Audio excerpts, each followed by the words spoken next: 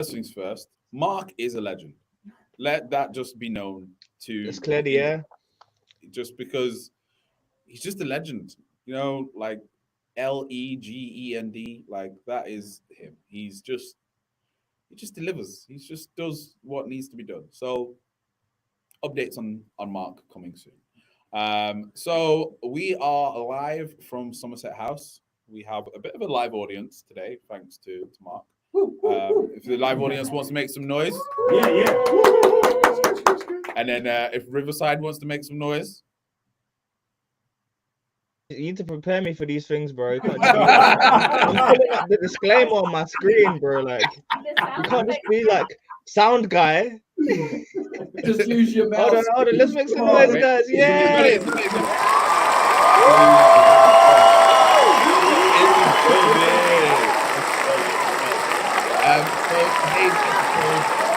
We are going to show some love to the guys at Magic Block because the Magic Block guys have been amazing to work with all the stuff I've been doing with Super Team.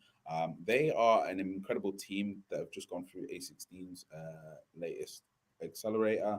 And yeah, watch out for them. They have an incredible technology that they get involved in with Solana's biggest hackathon and also Solana's Game Shift hackathon. But before we go any further, there's something we need to do before any of you try and sue our asses. That is a disclaimer. So, all terms and conditions, all content is for education, information, and entertainment purposes only and should not be considered as investment advice or recommendation to buy, sell, hold any assets, or place any trades. Please do your own what? Research. Our content is and should only be used for informational use.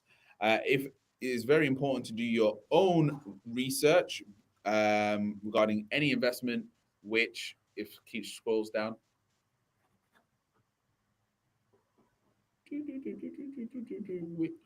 which should be based on your own individual circumstances. You should always take independent professional advice from a professional advisor or independently research and verify all and any information you may find on our show that you wish to rely upon, whether you wish to make an investment decision or otherwise. All investments come with what?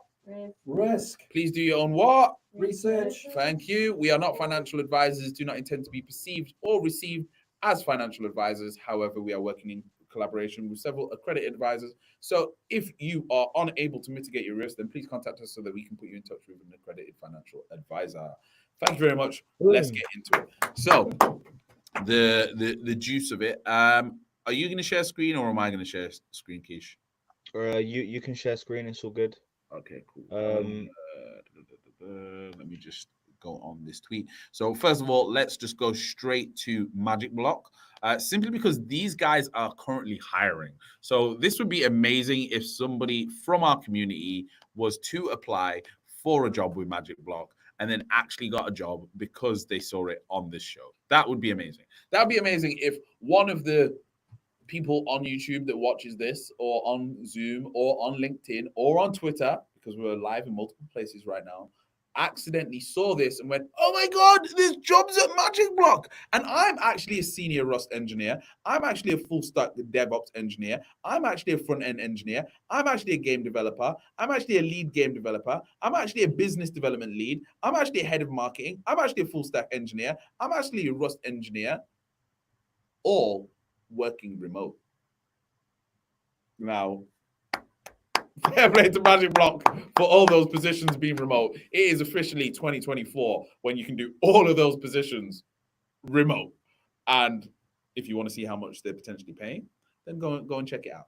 So let's get into a little bit more on Magic Block. Let's just play this quick little video here. So what you can see here is all of the instances in the game are actually on chain. So this is what Magic Block allows. Wow. Every single action is an on-chain transaction, which for the future of gaming changes absolutely everything. So what they did is they teamed up in the hackathon with GameShift for speedrun, and they are also going to be getting involved with the next hackathon, which is the Radar hackathon. But what we're going to go and look at is some of the best games that actually were produced as a byproduct of this hackathon. So if you know, then you know, and you should know that games often mean prizes. very often mean prizes. I'm not saying that there's an airdrop from these games because, that would be then inciting you to, play the games for financial benefit, which, that's shouldn't be promoting that. But if you accidentally happen to make money from some of these games, then that was a great accident, right? But this is one of the games that we can see here. Let's get some information. We'll just quickly watch the little trailer of it. As you can see here, it's clearly some kind of strategy game here. This looks like the kind of game that Dom likes playing. I absolutely cannot stand these games.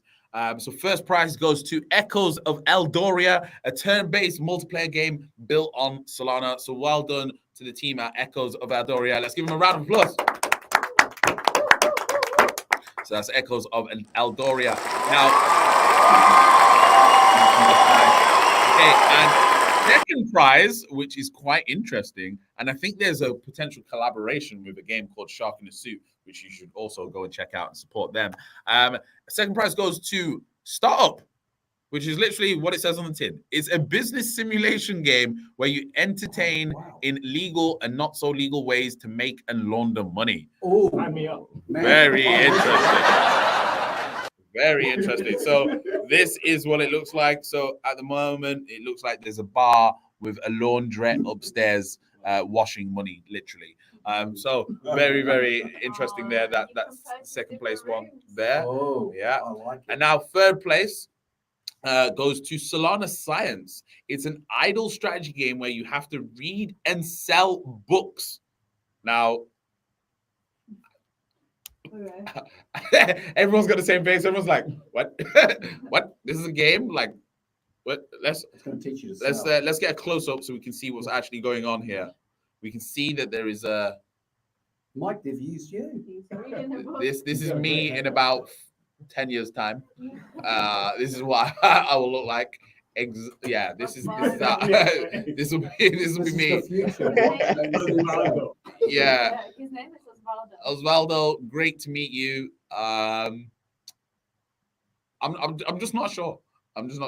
Maybe we need to get these guys on for an interview to actually understand what's going on here. Like, why would he make a game about reading books? Yeah, I like books, but I don't know if I want to play games about reading them. So the next one, fourth place, went to Immepherables for laying the foundation of a real-time dungeon crawler using ephemeral roll-ups. This is the demo from their game. Unfortunately, fortunately, I think this is the kind of game people would play on the tube.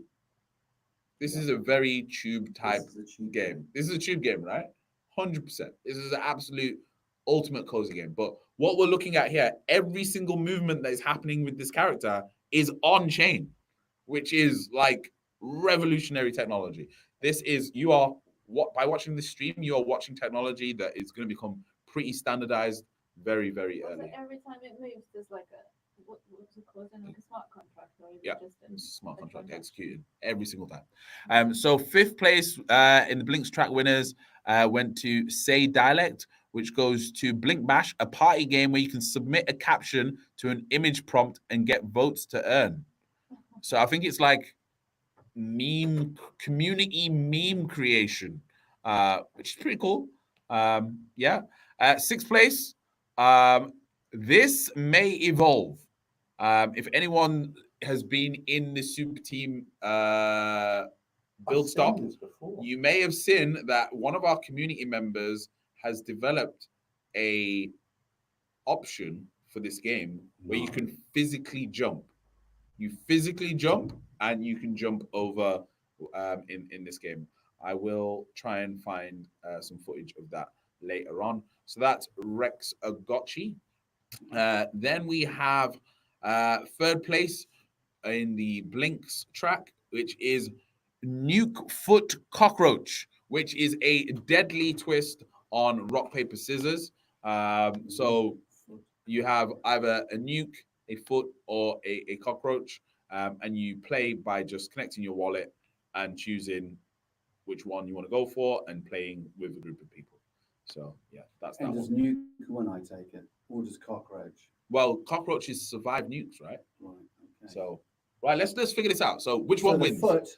the foot can squash The the cockroach. cockroach, Yeah. and the cockroach can outlive Last. the nuke. Yeah. But the foot can't outlive a nuke. Yeah. I There we think go. so. So what do you? Like go rock, for- paper, if you win, scissors. if you Like win rock, for paper, you nuke, got three most of the options. time I think you win. Nuke is a good option. Yeah. Nuke is a very good option. 'Cause it beats 2 out of 3. But so does foot. It beats 1 out of. I mean, I don't Sorry, know, one nuke out of versus 10. nuke would be. Sorry, it's only 3. Isn't it? Sorry. Yeah. Everyone's got an equal chance. 30, 30, 30. Yeah. So next is third place was Manic Entanglement. Navigate through a labyrinth. Now this is my kind of game. I love this kind of thing. This is like totally my kind of thing, especially if it's like really fast changing and then you've got to remember the pattern and then like it changes again. You're like, ah! That's definitely my kind of thing. So let's go to the next one. This, I just love this.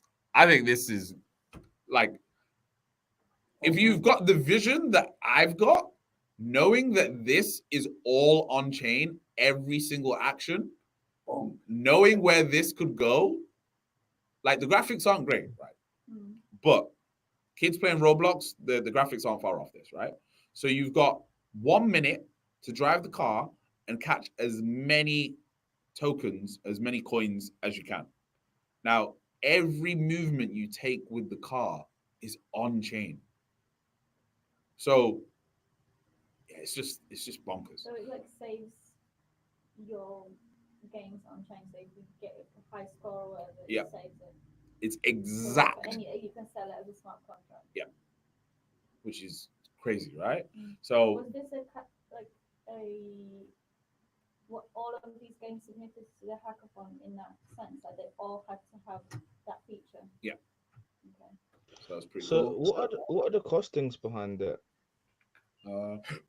Costings in what sense?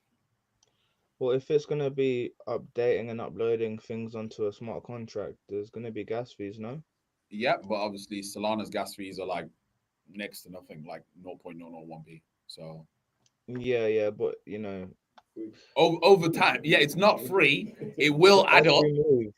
It will add up. If it's every single move, it will add up. Because a lot of people play, or if you playing for like hours at a time. Yeah, this is where it gets interesting. Is the scalability of Yeah, it's this? gonna be hard to scale that. So did they have some type of roll up or? I think they do have some kind of roll up.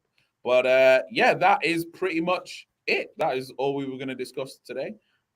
Short, simple, highlighting some winners.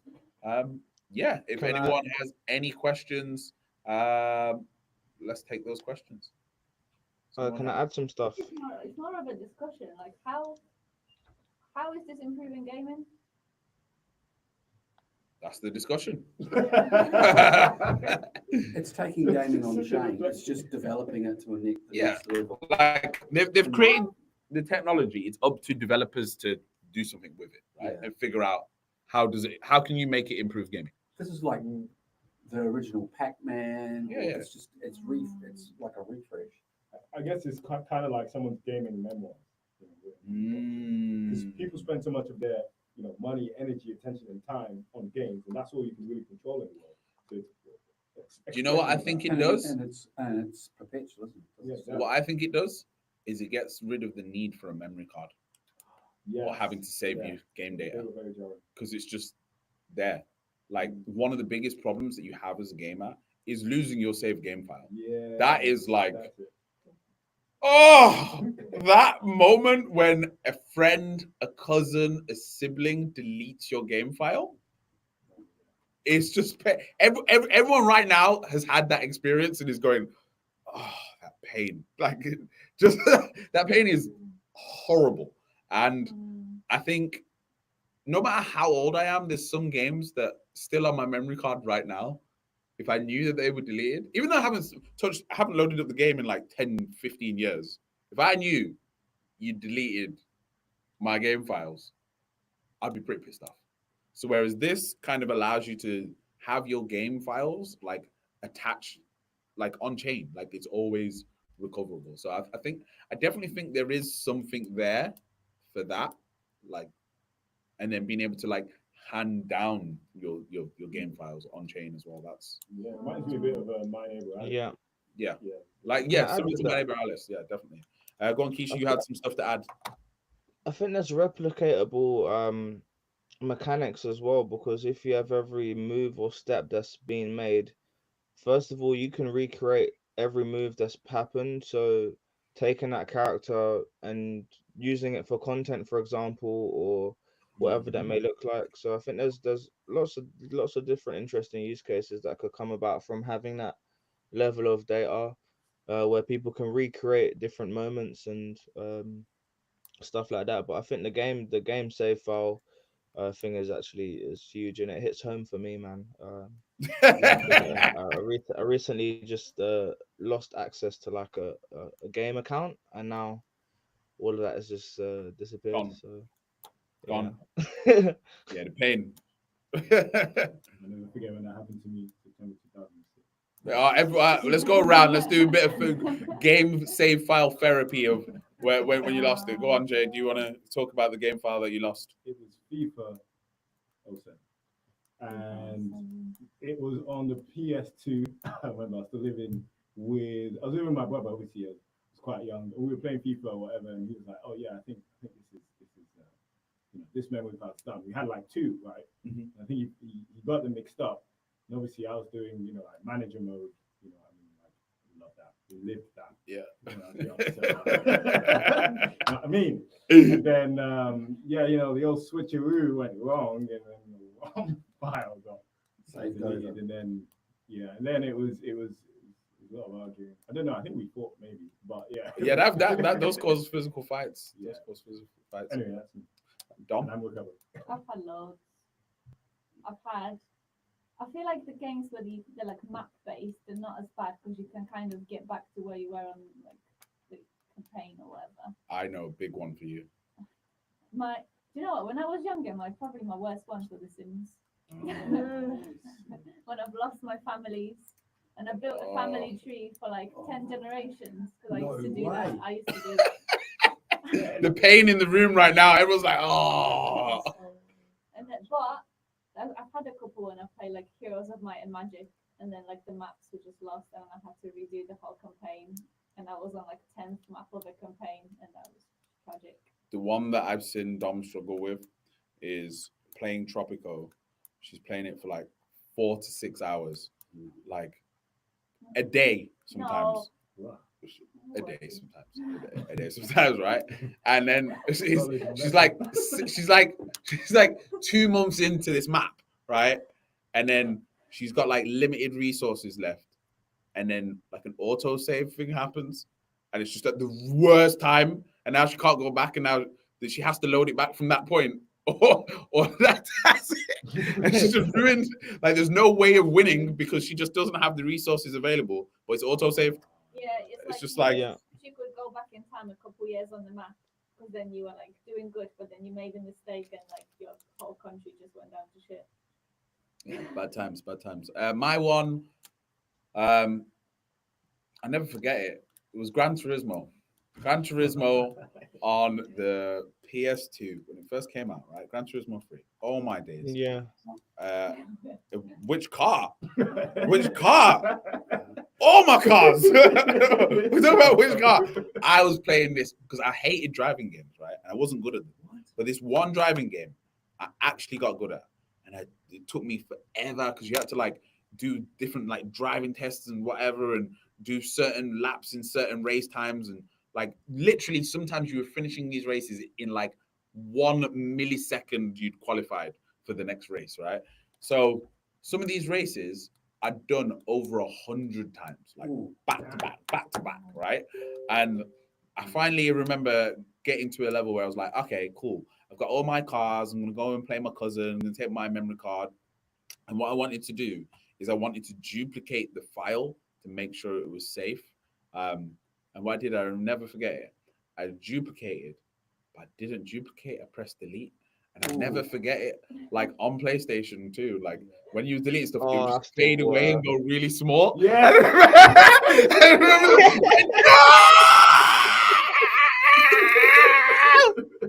So yeah, that was my That was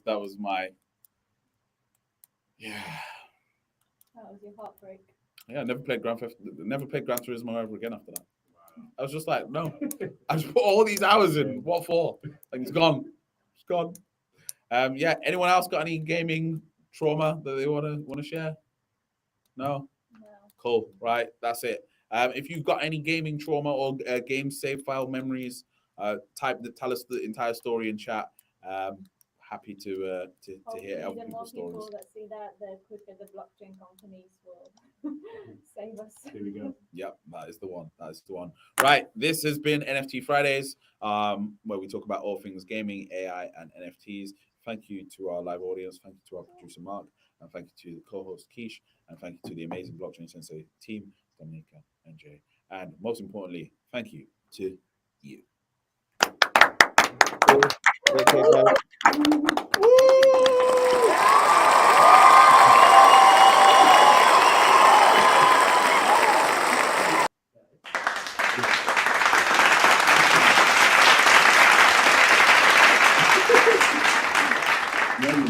Right. See you later. Bye.